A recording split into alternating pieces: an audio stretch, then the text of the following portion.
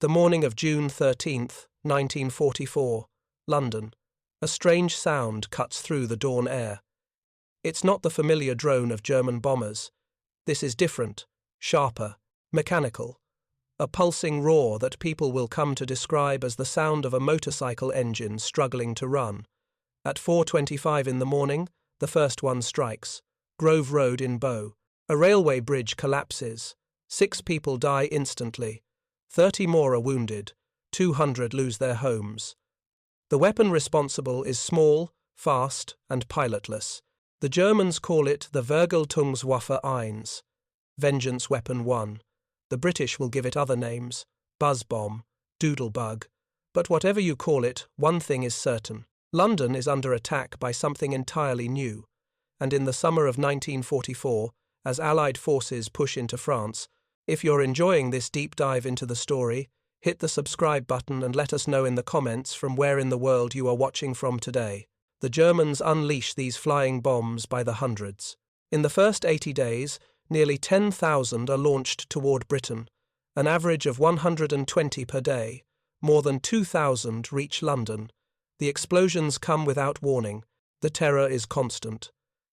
Because when the engine cuts out, you have perhaps 10 seconds before impact. 10 seconds to find shelter. 10 seconds to pray it falls somewhere else. The warhead carries nearly a ton of explosives. Each impact damages an average of 400 houses. By August, 1.5 million Londoners have fled the city. Those who remain live in constant fear. But what the Germans don't know is that deep in American laboratories and British gun emplacements, a secret weapon is about to turn the tide. A weapon so revolutionary that it's guarded with the same secrecy as the atomic bomb. A tiny device small enough to fit inside an artillery shell.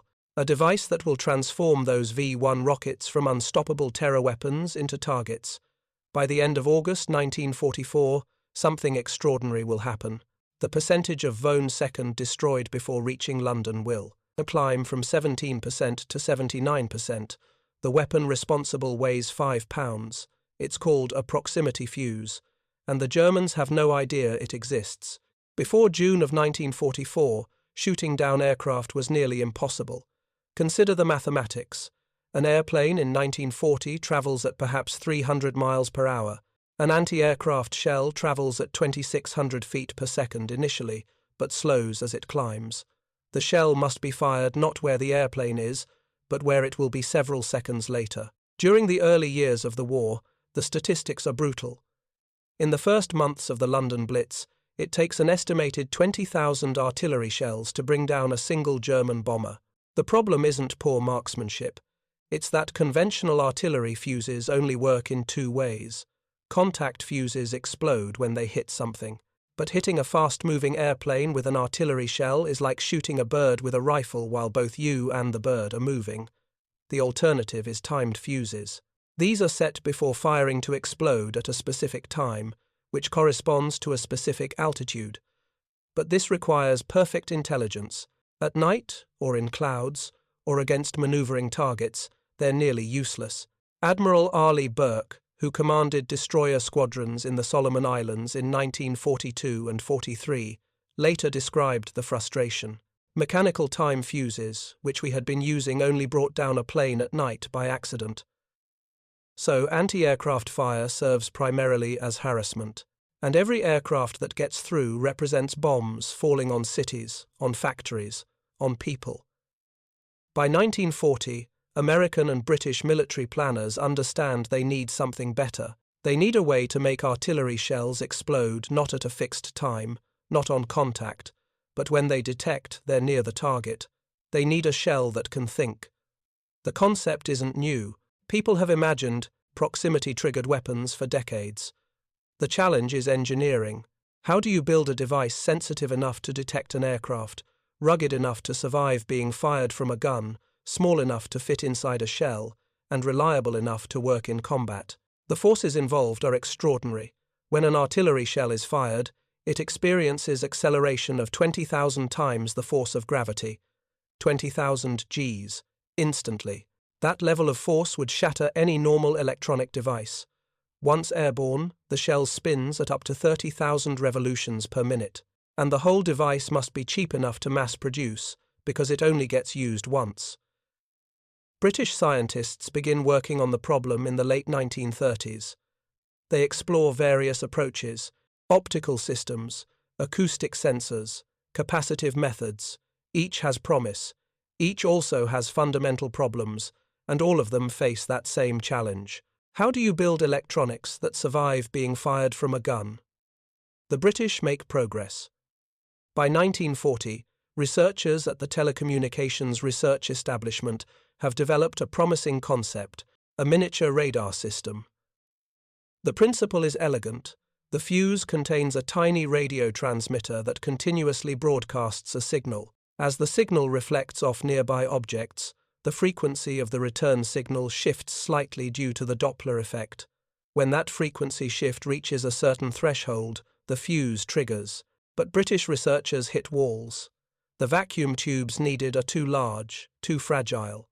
The power requirements are too high, and Britain, under siege, simply doesn't have the industrial capacity to solve these problems while fighting for survival. So, in September of 1940, a small group of British scientists boards a ship bound for North America. They're carrying documents, prototypes, and blueprints. Among the technologies they bring is the concept of a radar-based proximity fuse. The Americans receive this information with interest. The United States Navy is particularly concerned. In the Pacific, Japanese air attacks are increasingly effective. So, in the summer of 1940, before America has even entered the war, the National Defense Research Committee assigns the proximity fuse problem to a physicist named Merle Tuve. Tuve's group becomes known as Section T. Together with the Applied Physics Laboratory at Johns Hopkins University, they're given an impossible deadline and an impossible requirement: create a proximity fuse that works in anti-aircraft shells. The breakthrough comes from miniature vacuum tubes designed for hearing aids. These tubes are already small, relatively rugged, and mass-produced. Section T begins experimenting. They test different tube designs under extreme conditions. They fire test shells from guns, recover them, examine the wreckage. The work is painstaking. Failures are constant. In January of 1942, after more than a year of development, they have a prototype ready for realistic testing. It's called the T3 fuse. The first tests are conducted on January 15th. The results are mixed. 52% of the fuses function correctly. For the United States Navy, facing the possibility of war in the Pacific, it's good enough. A proximity fuse that works half the time is still vastly better than a timed fuse that misses entirely. By the summer of 1942, Section T is producing improved versions. Production expands. Crosley Corporation in Cincinnati becomes the primary manufacturer. RCA, Eastman Kodak, Sylvania, and dozens of other companies join the effort. Workers have no idea what they're building. By early 1943, production reaches thousands of units per day. By late 1944, it's 16,000 per day. Over the course of the war, American industry will produce more than 22 million proximity fuses, each one containing a miniature radio transmitter, receiver, vacuum tubes, battery, safety mechanisms, and detonator. Each one designed to survive 20,000 Gs of acceleration, each one costing about $18 in 1945, down from $732 in early 1942. But there's a critical restriction. The fuses can only be used where the Germans and Japanese cannot recover them. Military planners fear that if the enemy captures an intact fuse, they might either duplicate the technology or develop countermeasures. So the initial deployment is limited strictly to naval operations in the open ocean. The first combat use occurs on January 5, 1943. The cruiser USS Helena is operating off Guadalcanal when 4 Japanese dive bombers attack. Helena's anti-aircraft guns open fire with the new proximity fuses, and one of the Japanese aircraft explodes in mid-air. The shell didn't hit the aircraft directly. It passed close enough that the radar detected the target, the fuse functioned, and the blast of shrapnel was enough. The results transform naval gunnery. Before proximity fuses, American 5-inch guns had to fire an average of 1,000 shells per aircraft destroyed. With proximity fuses, the number drops to about 250, a 4-to-1 improvement. Admiral Mark Mitcher later recalls that when all his ship's ammunition was fitted with proximity fuses, those fuses knocked down enemy planes by the dozens. By mid-1944, the proximity fuse has become standard issue for naval anti-aircraft guns. The technology is mature, production is running smoothly, and yet the fuses still cannot be used over land. Not a single proximity-fused shell is to be fired where it might fall on enemy-held territory. Then, on the morning of June 13th, 1944, the first V-1 flying bomb strikes London, and everything changes. The V-1 is unlike anything encountered before. It's not an airplane with a pilot who can evade or turn back. It's a winged missile. 17 feet long, with stubby wings spanning about 17 feet, powered by a pulse jet engine that produces that distinctive buzzing roar. It flies straight and level at about 350 miles per hour at altitudes between 2,000 and 4,000 feet. When the odometer reaches a preset number, the engine cuts off. The V-1 tips into a dive. 10 seconds later, it impacts with 1,800 pounds of high explosives. The British call it a Doodlebug or buzz bomb, but there's nothing cute about it. It's a terror weapon, designed to demoralize civilians and disrupt war production, and initially, it's terrifyingly effective. Fighter aircraft can intercept Vone 2nd, but it's dangerous work. The V-1 flies fast enough that only the fastest fighters can catch it.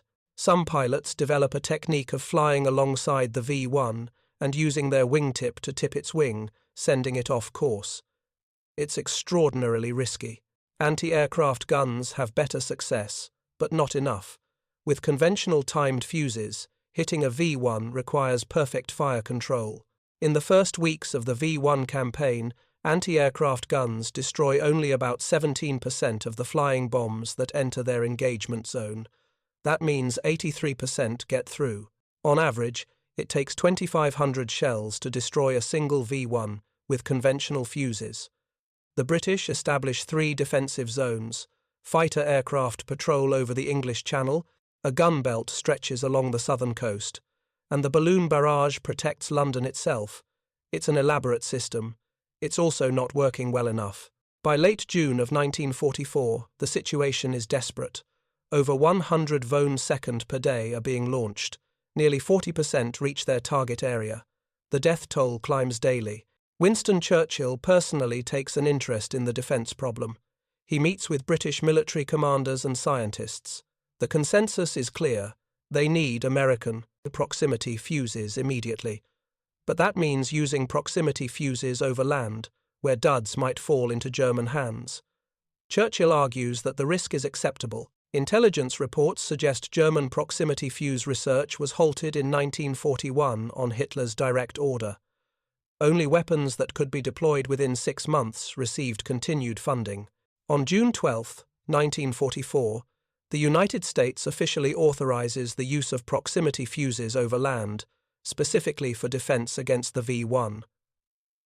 The British immediately begin preparations.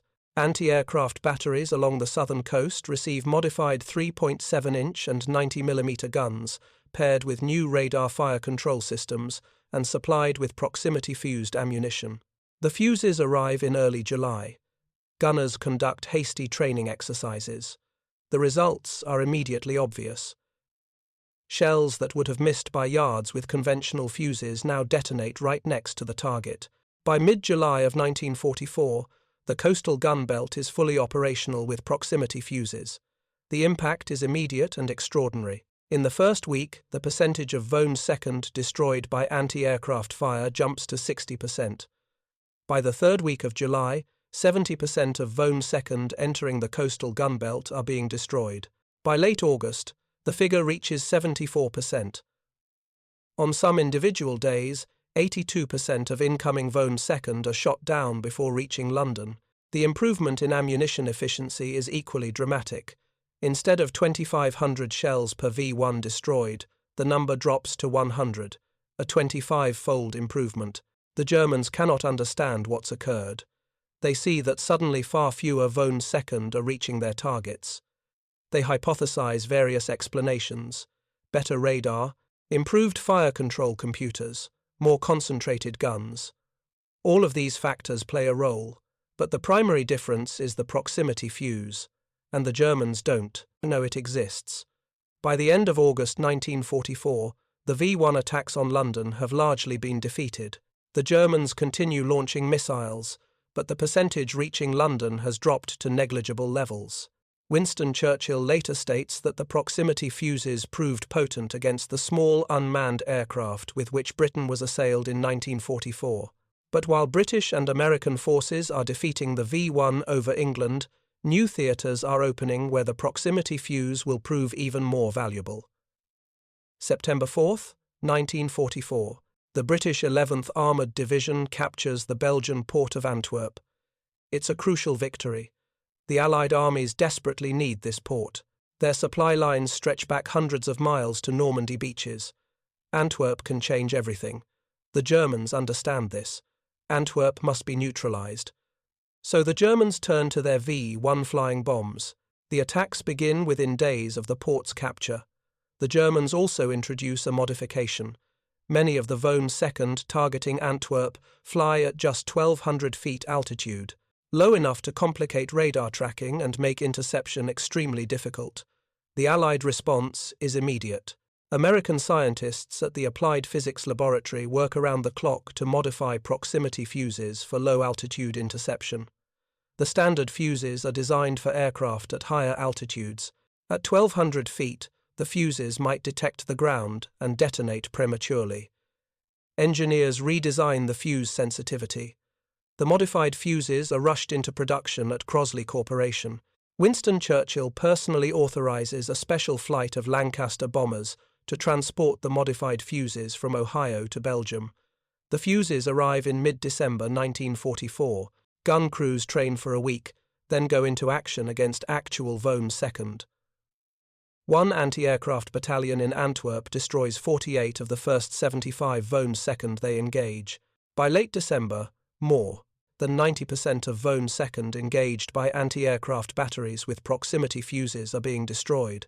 The Germans launch approximately 2,500 Vohn second at Antwerp between September 1944 and March 1945. 2,200 of those missiles are destroyed before impact. The port remains operational throughout. But while anti-aircraft guns are saving Antwerp, American military planners are considering an even more revolutionary application: field artillery, using proximity fuses not against aircraft or missiles, but against troops and vehicles on the ground. The concept is straightforward. Instead of having artillery shells explode on impact with the ground, have them explode in the air above enemy positions, 20 to 50 feet up. At that height, the blast and shrapnel spray downward over a wide area. Trenches provide no protection. Foxholes are useless. The idea isn't new. Airburst artillery has been used since the 19th century. But traditionally, airbursts required timed fuses. Proximity fuses eliminate that uncertainty. The shell automatically detonates at the optimal height when it detects the ground below. Testing confirms the devastating effectiveness, but the same restriction that delayed deployment against the V-1 still applies. Proximity fuses cannot be used where duds might fall into German hands. By late 1944, that calculation is changing. The war is clearly entering its final phase. Germany's industrial capacity is shattered. Even if they captured intact proximity fuses and understood the principle, they lack the manufacturing capability. And critically, there simply isn't enough time. Large stocks of proximity-fused shells are shipped to Europe through the autumn, but the restriction remains in place. No use over land except against aircraft. Then, on December 16, 1944, the Germans launch their last great offensive in the West, the Battle of the Bulge. At 5:30 in the morning, German artillery opens fire, 2,000 guns firing simultaneously. Then the panzers attack. 3 German armies, 29 divisions. It's Hitler's last desperate gamble. The initial assault achieves complete surprise. American positions are overrun. German armoured spearheads drive deep into Allied lines. The weather is terrible. Fog, snow, and low clouds ground Allied aircraft. If you find this story engaging, please take a moment to subscribe and enable notifications. It helps us continue producing in-depth content like this. The Luftwaffe launches massive attacks. American artillery units find themselves on the defensive, and they're running low on conventional ammunition. The depots are full of proximity-fused shells, thousands upon thousands of rounds, code-named POSIT. But the standing order forbids their use. Colonel George Axelson, commanding the 406th Artillery Group, faces exactly this situation on the morning of December 16th. His guns are supporting cavalry troops under heavy attack. Axelson has proximity-fused shells available, but he doesn't have authorization. He makes a decision. The emergency trumps the restriction. He orders his gunners to load the proximity-fused shells and fire. The results are immediate and devastating.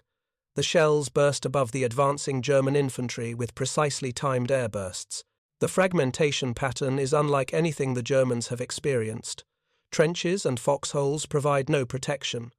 Soldiers caught in the open are cut down by the hundreds. Within 2 days, General Eisenhower formally requests permission to use proximity fuses without restriction. On December 21st, all restrictions are lifted. 200,000 proximity-fused artillery shells are released for immediate use. The effect on German forces is catastrophic. German infantry find that their standard defensive tactics no longer work. A direct hit from a conventional shell creates casualties in a small area. Proximity-fused airbursts are different. The shells explode overhead with no warning. The blast and fragments simply appear above you, moving downward at lethal velocity across a wide area.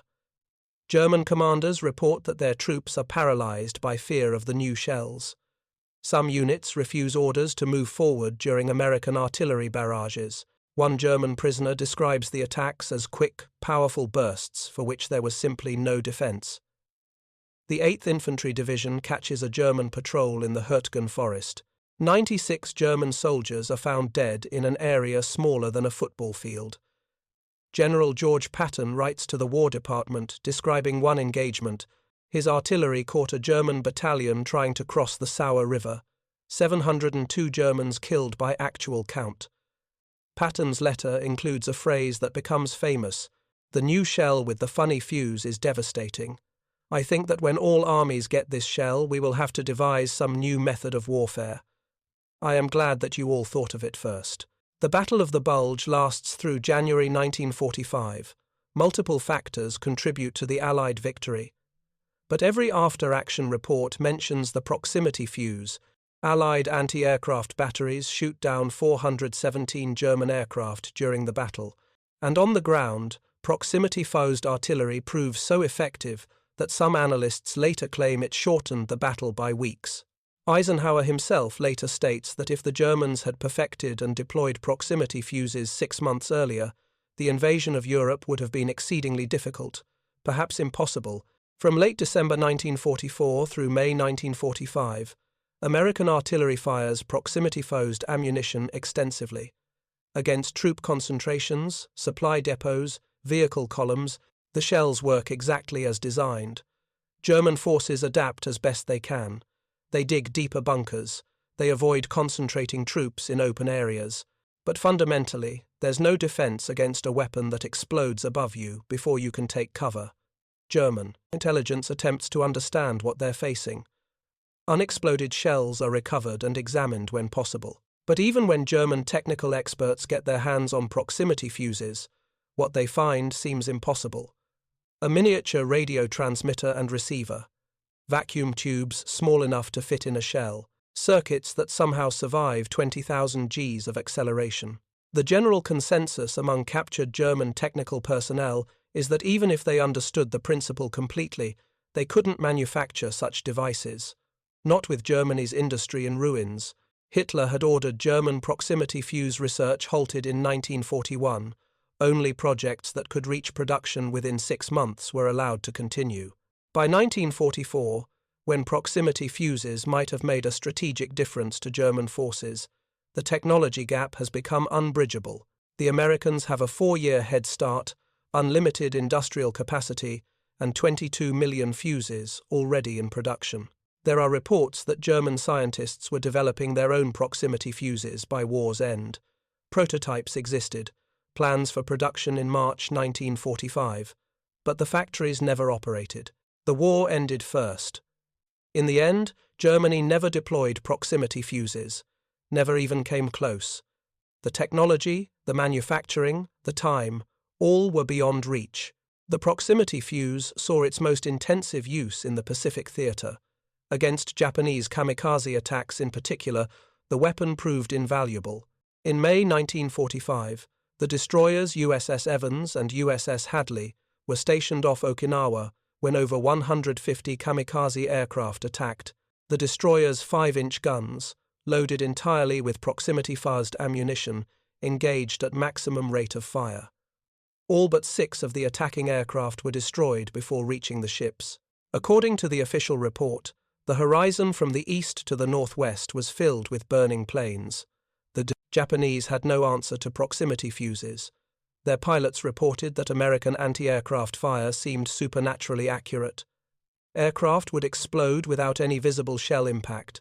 A study by the United States Navy found that 5-inch guns equipped with proximity fuses required approximately 250 rounds to destroy an attacking aircraft. With conventional timed fuses, the number was 1,000 rounds. When facing waves of kamikazes, that difference is the difference between survival and being overwhelmed. Secretary of the Navy James Forrestal stated after the war that the proximity fuse helped blaze the trail to Japan. Without the protection this ingenious device has given the surface ships of the fleet, our westward push could not have been so swift, and the cost in men and ships would have been immeasurably greater. When the war ended in August 1945, the proximity fuse was one of the most classified secrets of the conflict. Most soldiers who had benefited from its protection had no idea what the shells contained. The fuses themselves were never marked with identifying information. The secrecy continued after the war. For years, detailed information remained classified. Gradually, over the following decades, the information was declassified. The full story emerged.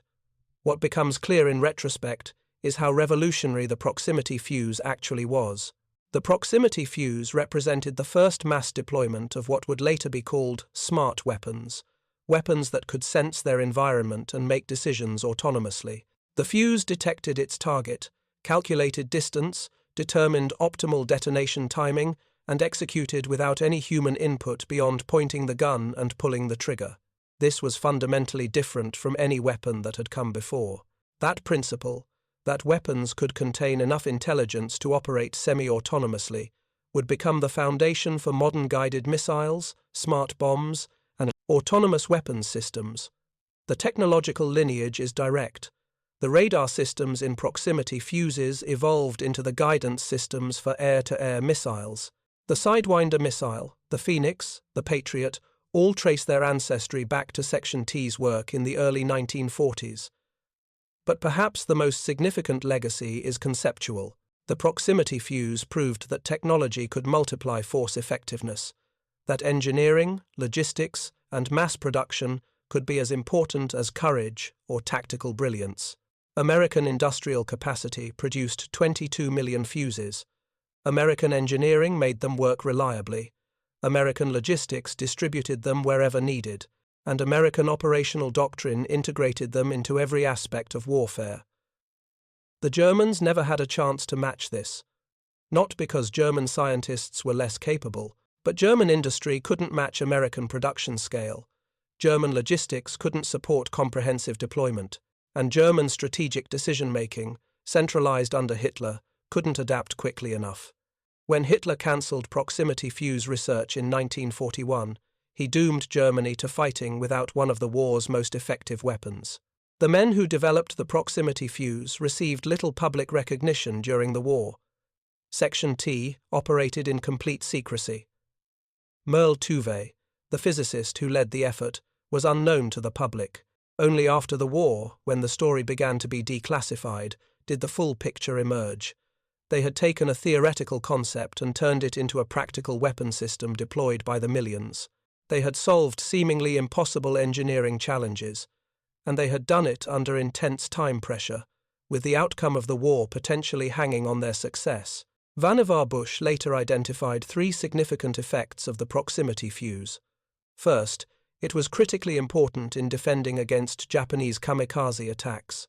Second, it was essential in defeating German V-1 flying bombs. Third, it transformed field artillery tactics in the final months of the European war.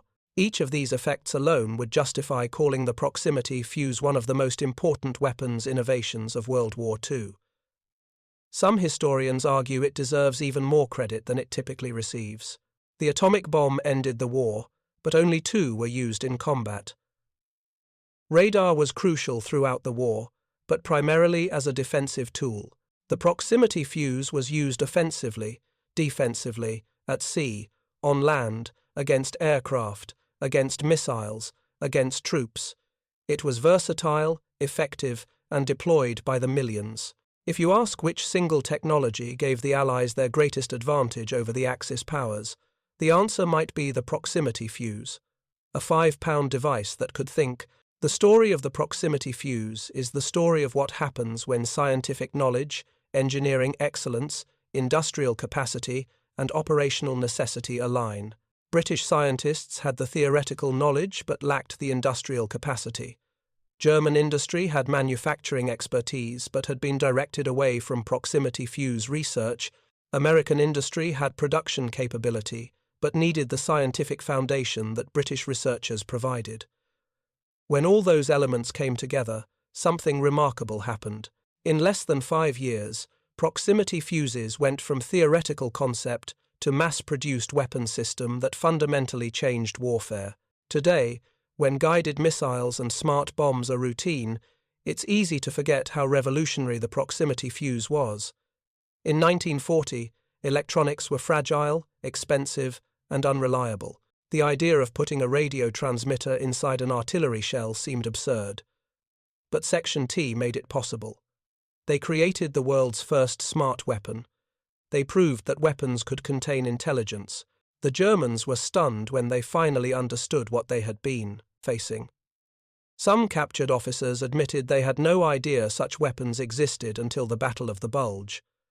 Others had suspected something unusual but couldn't conceive of the technical solutions. A few realized, too late, that this was the future of warfare, that the nation with superior technology and the industrial base to deploy it at scale would dominate any conflict. The proximity fuse taught that lesson clearly.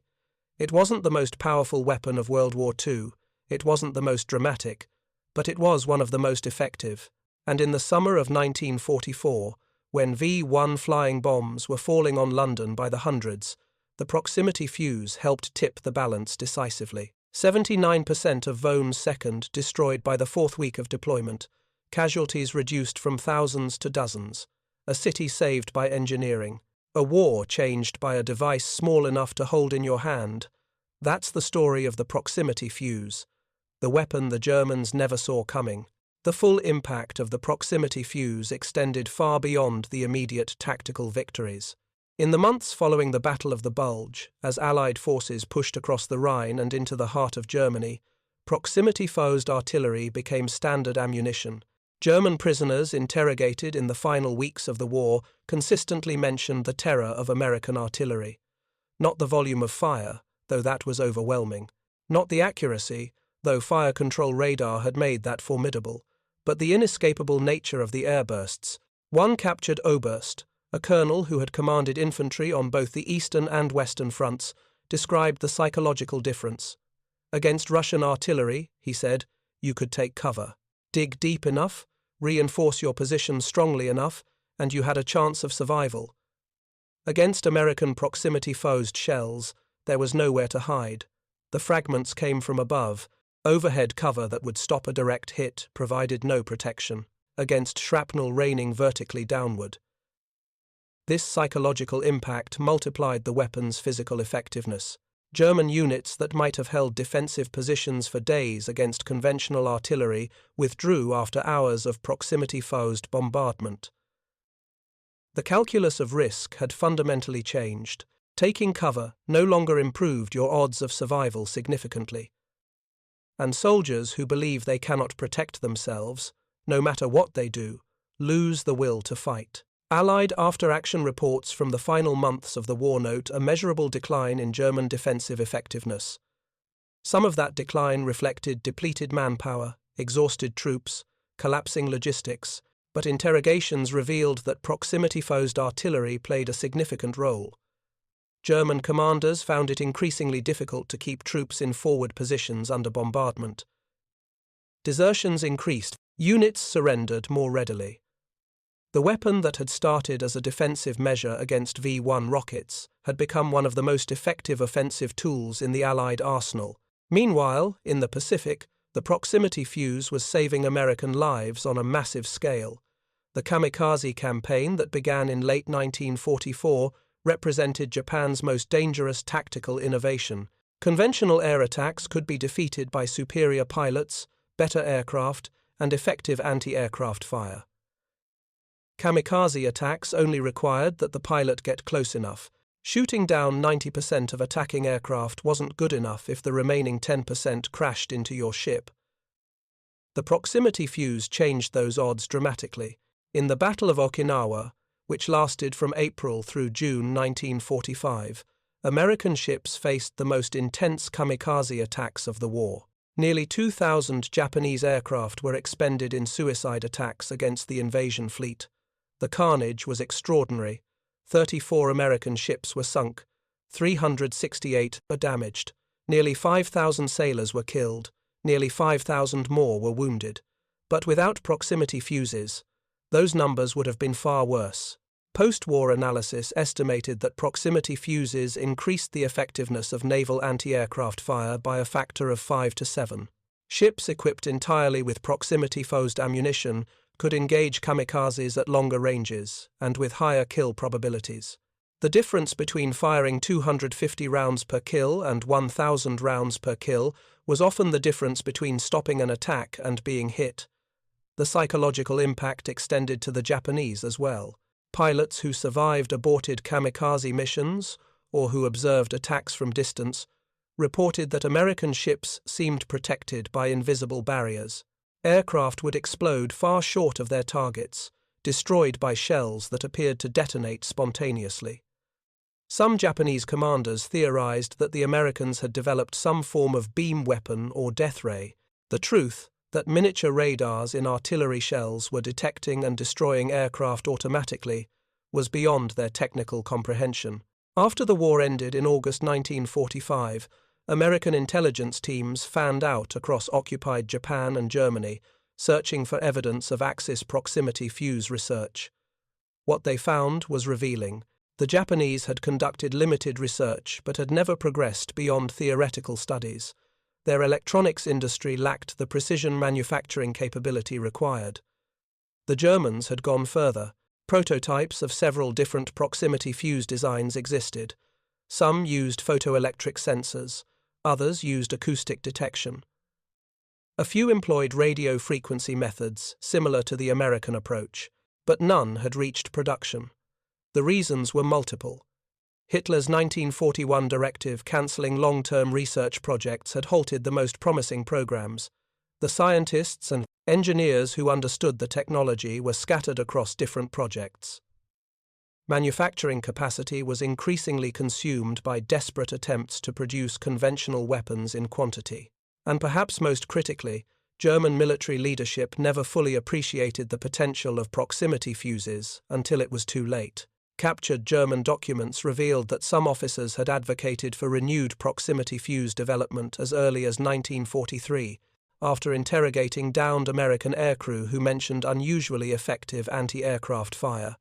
But the proposals were rejected. Resources were too limited, the timeline to deployment too long, the projected benefits too uncertain. By the time German commanders faced proximity-fused artillery in the Battle of the Bulge and realized what they were confronting, Germany had perhaps 4 months remaining before surrender. Even if German industry had immediately mobilized to produce proximity fuses, they could not have closed the gap. American production in early 1945 exceeded 16,000 fuses per day. That's one fuse every 5 seconds, around the clock, from multiple factories. Germany would have needed months just to tool up production lines, more months to train workers, more months to debug manufacturing processes and achieve acceptable reliability. The war would be over before they fired their first proximity-fused shell in combat. This technological gap, perhaps more than any other single factor, illustrated why Germany lost the war. Not because German scientists were less brilliant, not because German engineers were less skilled, but because warfare in the industrial age depended on translating scientific concepts into mass-produced weapons systems, and doing so required industrial capacity, resource availability, and strategic planning that Germany no longer possessed by 1944. The proximity fuse represented the pinnacle of that capability. From theoretical concept in 1939 to mass deployment in 1943. From 52% reliability in early testing to better than 90% by war's end. From $732 per unit to $18. From dozens produced monthly to hundreds of thousands. That progression required thousands of scientists and engineers, hundreds of factories, millions of person-hours of labor, and billions of dollars of investment. It required a nation with the resources and organizational capacity to sustain such an effort while simultaneously fighting a global war on multiple fronts. The legacy of the proximity fuse extended decades beyond World War II. The principles developed by Section T became foundational to the entire field of guided weapons. Every air-to-air missile, every surface-to-air missile, every smart bomb developed in the Cold War and beyond traces its conceptual lineage to that 5-pound device that could detect targets and make decisions autonomously. The miniaturization techniques, the ruggedization methods, the mass production processes, all influenced subsequent weapons development. More broadly, the proximity fuse demonstrated that the future of warfare belonged to precision over mass. That a weapon that hits its target is worth 10 that miss. That technology can be a decisive force multiplier. These lessons shaped military procurement and doctrine for generations. The billions spent on smart weapons in subsequent decades all rest on the foundation that Section T established. That, with sufficient engineering and industrial capacity, weapons can be made intelligent enough to dramatically improve their effectiveness. But in the summer of 1944, as V-1 rockets fell on London and as Allied forces struggled to break out of Normandy, none of that future legacy mattered. What mattered was that 79% of Vone's second were being destroyed before reaching their targets. What mattered was that American ships in the Pacific were surviving kamikaze attacks. What mattered was that when the Battle of the Bulge came, American artillery had a weapon that German forces could neither counter nor escape. The proximity fuse saved London. It saved Antwerp. It helped win the Battle of the Bulge. It protected the Pacific Fleet. And it did all of this while remaining almost completely unknown to the soldiers and civilians whose lives it saved. The device that could think operated in secret, destroying targets automatically, turning near misses into kills, and changing the course of history one detonation at a time. A 5-pound miracle of engineering that the Germans never saw coming until it was far too late. Thank you for watching. For more detailed historical breakdowns, check out the other videos on your screen now, and don't forget to subscribe.